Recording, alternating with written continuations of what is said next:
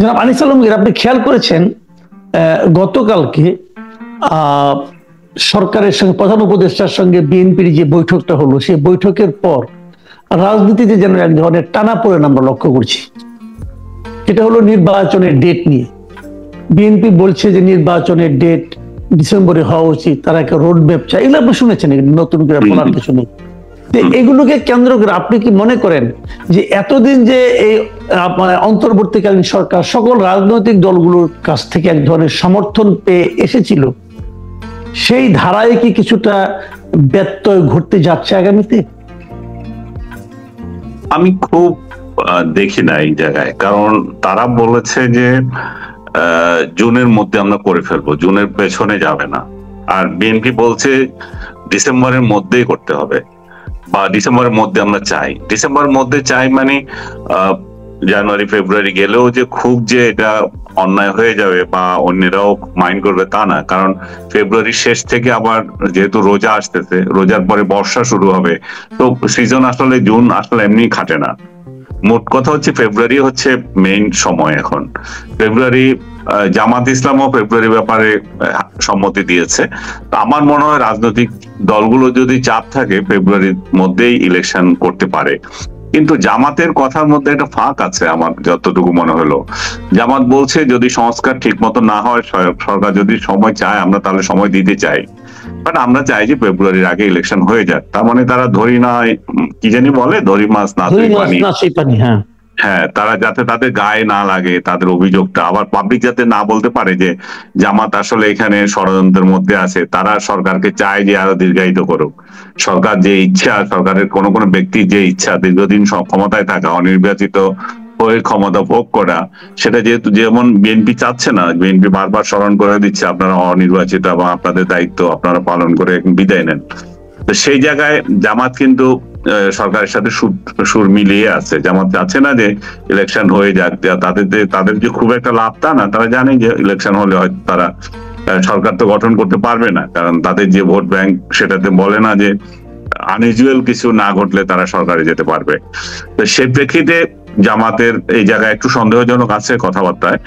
কিন্তু যদি রিসেন্টলি যে বৈঠক হলো খালেদা জিয়ার সঙ্গে জামাতের আমিরের, আমি মনে করি যেটা কোরিয়াল মিটিং হয়েছে এবং রাজনৈতিক দুই দলের প্রধান যখন এখানে কথা বলেছেন, তাদের মধ্যে নিশ্চয়ই একটা আন্ডারস্ট্যান্ডিং আছে যে এইসব ব্যাপারে। এবং এর আগেও আপনি যদি খেয়াল করে থাকেন, সেনাপ্রধানও বলেছিল কিন্তু 18 মাসের মধ্যে নির্বাচন করার জন্য। 18 মাস যদি আগস্ট থেকে ধরা হয় তাহলে ফেব্রুয়ারি পরে, এর পেছনে না। তো সব দিক থেকে মিলিয়ে আমার মনে হয় যে ফেব্রুয়ারির মধ্যে ইলেকশন করার জন্য একটা বড় ধরনের চাপ সরকার নিতে হবে। কিন্তু নির্বাচন আদৌ হবে কিনা বা শেষ দিকে এসে এমন কোনো কিছু মানে আনইউজুয়াল কোনো ইভেন্ট তৈরি হয় কিনা যাতে করে ইউনূস সরকার আবার ক্ষমতায় থাকার জন্য একটা বাহানা পায়, সেটা নিয়ে কিন্তু অনেকে এখনো সন্দিহান। বিশেষ করে তার আশীর্বাদ পুষ্ট যে দল, তাদের তো কোনো মতিগতি এখনো ঠিক নেই। তারা ইভেন এখনো পর্যন্ত নির্বাচনে ইয়েতে দল হিসাবে নিবন্ধন পর্যন্ত করে নাই। এবং লাস্ট আপনি যদি খেয়াল করে থাকেন, লাস্ট তারিখ হচ্ছে 20 এপ্রিল ছিল, সেটা তারা এখন বাড়ানোর প্রস্তাব দিয়েছে। তারা জানে যে তাদের কথা এগুলো বাড়বে, তো বাড়ানোর প্রস্তাব দিয়েছে। এবং আরো হাস্যকর ভাবে তারা এই যে বিধিগুলো করেছিল এই সরকার বা আগে যেটা আছে নির্বাচন কমিশনের, তারা সেটাকে বলছে যে আওয়ামী লীগের করা, স্বৈরাচারের করা। এগুলো কিন্তু 111 এর সময় করেছিল এবং মানে হাইলি অ্যাকসেপ্টেড ছিল ফর এভরি পলিটিক্যাল পার্টি। এবং এর মধ্যে এই আইন মেনেই এতদিন ধরে চলেছে, রাজনৈতিক দলগুলো নিবন্ধন নিয়েছে। এখন তারা যদি বিশেষ কোনো সুবিধা চায়, সেটা তো চাইতেই পারে। দুই একটা আইন যে একেবারে সংশোধন করা যাবে না তা না, কিন্তু একটা গাফেলতি আছে যে আমরা যা চাইবো তা হবে। এই অ্যাটিটিউড গুলো খারাপ। এটাতে হয়তো এই জন্য মানুষ সন্দেহ করে যে আদৌ ইলেকশন হবে কিনা। এর মধ্যে আপনি নাহিদের কথা খেয়াল করেছেন, নাহিদ বলেছেন যে প্রশাসন নিরপেক্ষ না হলে ইলেকশন হবে না। আবার যদি আমাদের সংস্কার না হয় আমরা ইলেকশনে যাব না। ইলেকশনে যাব না, এটা এক ধরনের থ্রেট। ইলেকশনে না গেলে ইউনূস তখন আবার একটা বাহানা পাবেন যে যারা আমাকে ক্ষমতায় বসিয়েছিল তারা তো ইলেকশন চাচ্ছে না, তারা বলতেছে যে এই নানা তাল বাহানা আসতে পারে আর কি। যদি এই কথাটা বলেন তো আমাকে, আমি একটু আপনার কাছে বুঝতে চাই। এই যে নাহিদ যে বললেন যে প্রশাসন বিএনপি কে প্রতিপক্ষপাত দুষ্টমূলক আচরণ করছে, এইটাকে, তার এই অভিযোগটাকে আপনি কতটুকু বাস্তবসম্মত মনে করেন, এবং এই অভিযোগের পেছনে অন্তর্নিহিত কারণটা কি আসলে? নির্বাচন পিছিয়ে দেওয়া? না, নাহিদ যেটা এটা অজুহাত তৈরি করে রাখা আর কি, আগে থেকে বলে রাখা যে আমরা এই অজুহাত একটা সৃষ্টি করে গেল যে আমরা কিন্তু আগেও বলেছিলাম। কিন্তু নাহিদ যেটা বলেছে সেটাও আবার অস্বাভাবিক না, সেটাতেও সত্যতা আছে। প্রশাসন তো এখন বেসিক্যালি বিএনপি জামাতের লোকদের দ্বারাই পরিচালিত, তাই না? এখানে যদি আওয়ামী লীগ কিংবা অন্য কোনো রাজনৈতিক দল নির্বাচনের সুযোগ পায়, তারাই বরং এই অভিযোগ করতে পারে যে এই প্রশাসন তো আমাদের পক্ষে কাজ করবে না, এটা তো অলরেডি বিএনপির পক্ষে হয়ে গেছে, কিংবা জামাতের পক্ষে কাজ করবে, কিংবা এনসিপির পক্ষেও কাজ করতে পারে, কারণ এদের অ্যাটিটিউড তাই। এরা কোথা থেকে ফসিল কতগুলোকে ধরে আনছে আপনি নিচে খেয়াল করেছেন? সবগুলো বুড়া বুড়া লোক যেগুলো বহু বছর আগে রাজনীতি থেকে রিটায়ারমেন্টে চলে গেছে, ইভেন 111 সরকারের আমলেও ছিল। আজকে 20 বছর আগের লোকগুলোকে আপনি খুঁজে খুঁজে আনছেন, এগুলোকে নিয়ে এখন বসাইছেন, সেই সরকারে কাজ করেছে সেগুলো, ইনক্লুডিং এই যে খলিলুর রহমান যার কথা বারবার আসে, সেও তো এই যে ইয়ে ছিল, তাই না? পিএ ছিল ওই সরকার প্রধানের, হ্যাঁ, তার আত্মীয় ছিল। তো সব দিক থেকে আপনি যদি এগুলো, আমি একটা নাম নিলাম আর কি, আপনি যদি নাম দিয়ে খুঁজতে চান দেখবেন যে এগুলো অধিকাংশই মানে ডেট এক্সপায়ার হয়ে গেছে বহু আগে।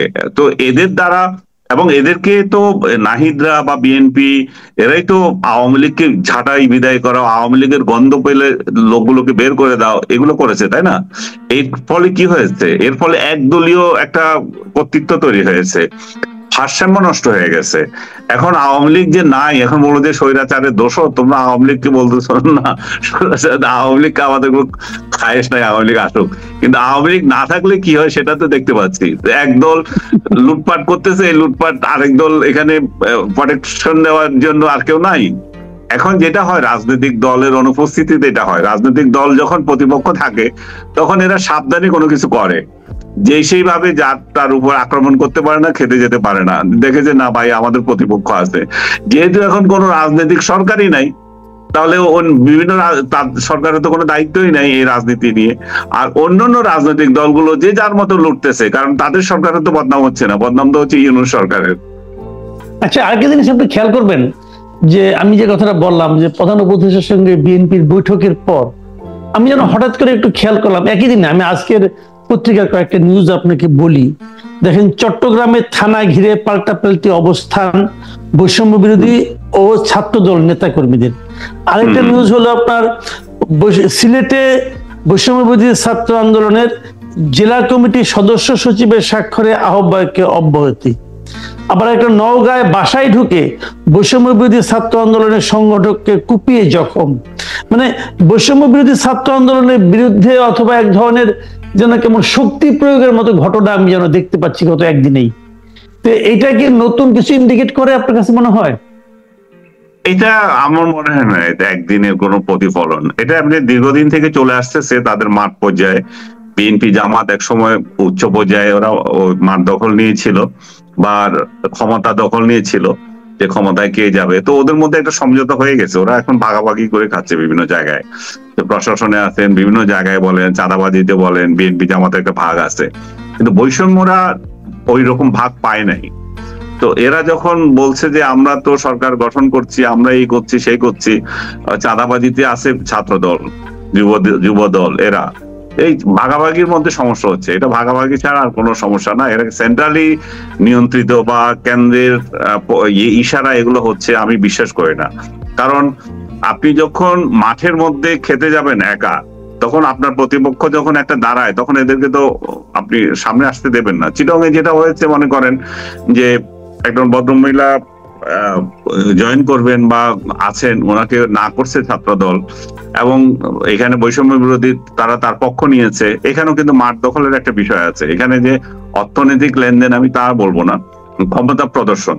তো বৈষম্য বিরোধীদেরকে বা এনসিপির লোকদেরকে এরা ছাত্রদল বুঝিয়ে দিতে চায় যে তোমরা খুবই নগণ্য, আমরা যদি রাস্তায় দাঁড়াই, আমরা যদি প্রতিরোধ করি, তোমরা কোথাও কিছু দাঁড়াতে পারবে না। কারণ এখানে তো তাদের জন্য দাঁড় করানোর জন্য দুইটা পক্ষ ছিল, একটা ছাত্রলীগ আর একটা শিবির।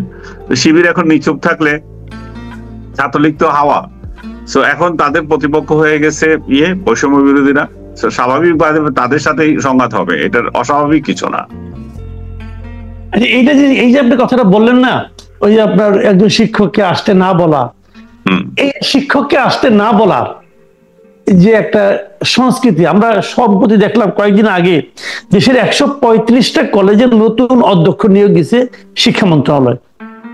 এবং এইগুলো অনেকগুলো ক্ষেত্রে আমি খবর পাচ্ছি যে এই যে যেগুলোতে নিয়োগ দেওয়া হয়েছে, ওখানে আগে যিনি ছিলেন অথবা আগে যিনি ভারপ্রাপ্ত ছিলেন, তিনি আবার ওখানকে কিছু স্টুডেন্টদেরকে হাত করে তাদের মাধ্যমে নতুন অধ্যক্ষকে ঢুকতে দিচ্ছেন না।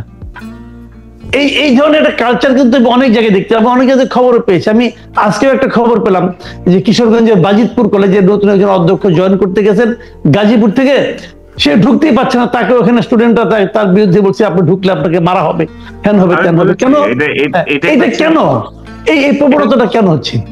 এটা হচ্ছে টিচারদের খেয়াল, যে টিচার ওইখানে আছে সে হাত করছে, সে জানে যে এখানে প্রতিপক্ষ শক্তভাবে কে আছে আমার জন্য, সে শক্তভাবে ছাত্র দলকে পাচ্ছে, শিবিরকে পাচ্ছে, তো তাদেরকে হাত করছে।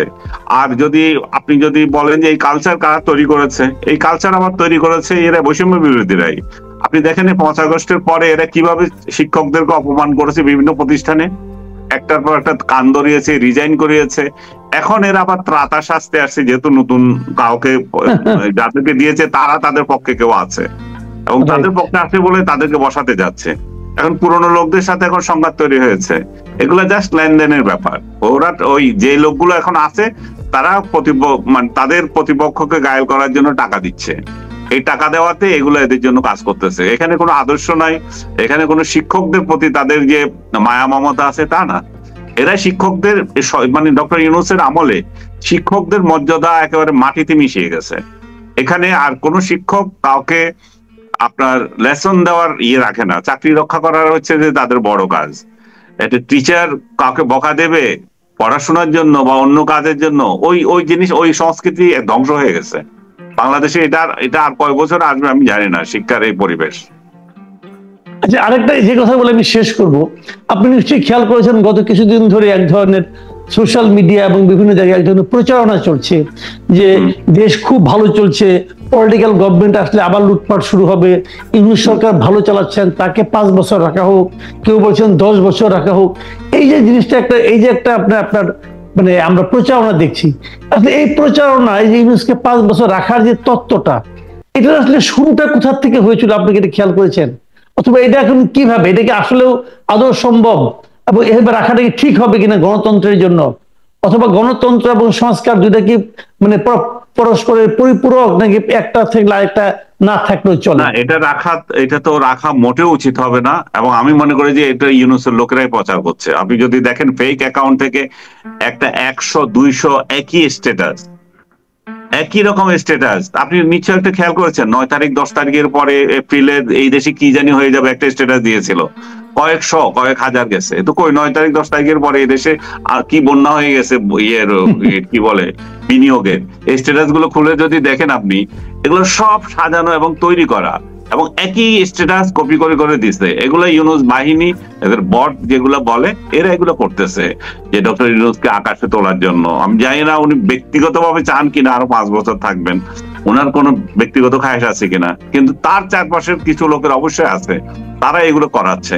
আমি একটা জিনিস আপনাকে বারবার মানে বলতে চাচ্ছিলাম যে ইলেকশনের যখন কথায় উঠছে, তখন আমি মনে করি যে এই যে জাতীয় নির্বাচনের আগে সবচেয়ে বড় বেশি দরকার এখন হচ্ছে আমাদের স্থানীয় সরকার নির্বাচন। স্থানীয় সরকার নির্বাচন আপনি জানেন যে সবগুলো বাতিল করে দিয়েছে, শুধুমাত্র চেয়ারম্যান গুলো গ্রামের ইউনিয়ন পরিষদের, এবং তার মধ্যেও 2/3 কাজ করতে পারছে না, কারণ এগুলো আওয়ামী লীগের বড় ছিল, মানে রাজনৈতিক কালার ছিল। কালার থাকাও স্বাভাবিক, কারণ রাজনৈতিক ভাবে এরা নির্বাচিত হয়েছে, এরা তো দলীয় মার্কা দিয়ে নির্বাচিত হয়েছে। তো ওরা এখন আর রাস্তায় নাই, ওরা সব পালিয়ে আছে, আর যারা আছে তারা ঠিক মতো কাজ করতে পারছে না। আমি মনে করি যে জাতীয় নির্বাচনের আগে সব স্তরের স্থানীয় সরকার নির্বাচন গুলো করে দেওয়া উচিত, এবং উইদাউট দলীয় মার্কা ছাড়া এখানে যদি ইলেকশন হয়, সঠিক লোকগুলো, সমাজের কিছু গণ্যমান্য লোক এখানে ইলেকশন করার সুযোগ পাবে। এবং বর্তমান তত্ত্বাবধায়ক সরকারে যে সংস্কার কমিশন করেছে, তারা একটা স্টুপিডের মতো একটা কাজ করেছে। তারা বলছে যে এটা ওই আইয়ুব খান স্টাইলে ভোট হবে, মেম্বার চেয়ারম্যানেরা আগে নির্বাচিত হবে এবং তারা তাদের একজন চেয়ারম্যান নির্বাচিত করবে। তার মানে টাকা দিয়ে এখানে চেয়ারম্যান নির্বাচন করার, চেয়ারম্যান বানানোর একটা মানে ফর্মুলা রয়ে গেছে, দুর্নীতির একটা সুযোগ রয়ে গেছে। আমরা মনে করি যে সেটার কোনো অবস্থাতে এটা বাংলাদেশের মানুষ এটা এই ফর্মুলা যাতে গ্রহণ না করে এবং সরাসরি ভোটে তাদের স্থানীয় সরকারটা তারা প্রতিষ্ঠা করে। এটা যদি না হয় তাহলে বিশৃঙ্খলা আরো বেশি হবে এবং সমাজের কোনো মানে শৃঙ্খলা থাকবে না। উন্নয়ন কাজগুলো সরকার যেটা চায় সেটা করতে পারবে না। আজকে ধরুন বড় ধরনের কোনো দুর্যোগ হলো, সরকারের ত্রাণ পৌঁছানোর জন্য তো লোক থাকবে না। আপনার প্রশাসন যদি হয়, প্রশাসন আপনি জেলা পর্যায়ে থাকতে পারে প্রশাসক, বা উপজেলা পর্যায়ে থাকবে, ইউনিয়ন পর্যায়ে আপনি কতজন প্রশাসক বসাবেন? কোথায় পাবেন এই প্রশাসক?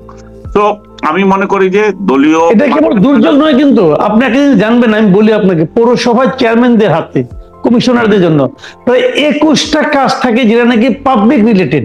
মনে করেন সার্টিফিকেট, জন্মগত নিবন্ধন, অমুক তমুক অনেক কিছু থাকে, অনেক কাজ এখন সব তো কোলাপস করছে।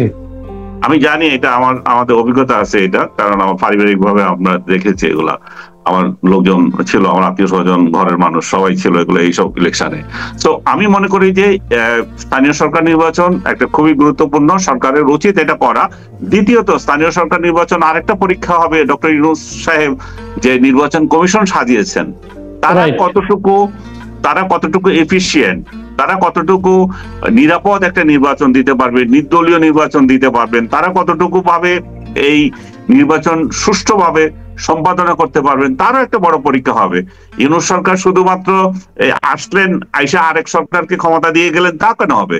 তারা এখানে সমস্ত স্তরে মানুষগুলোকে যদি নির্বাচিত করে দিয়ে যান, তারপর জনগণ যাদেরকে ক্ষমতা আনবে তারা নির্বাচিত হয়ে বসুক। কিন্তু এখানে একটা সমস্যা, দলীয় চামচাদেরকে নির্বাচন করে দিবেন সমস্ত ইয়েতে, প্রতিষ্ঠানগুলোতে, সেটা মানুষ পছন্দ করবে। কিন্তু পলিটিক্যাল পার্টিগুলো তো স্থানীয় সরকার নির্বাচন আগে চাচ্ছে না। যেমন বিএনপি তো স্টেট বলছে তারা আগে জাতীয় সংসদ চায়, তারপরে স্থানীয় সরকার চায়। এটা কেন আমি নিজেও বুঝি না।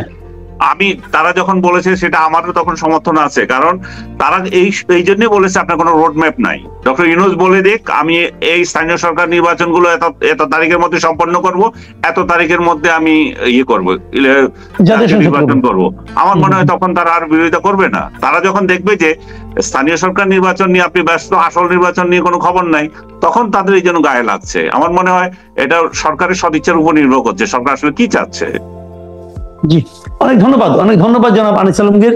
প্রিয় দর্শক, আপনারা শুনলেন জনাব আনিস আলমগীরের ব্যাখ্যা, বিভিন্ন বিষয় নিয়ে কথা বললেন, চলমান ঘটনা প্রবাহ নিয়ে। আপনাদের কোনো মতামত থাকলে লিখে জানাবেন, আগামীতে আবার কথা হবে। এখন এ পর্যন্তই, আল্লাহ হাফেজ।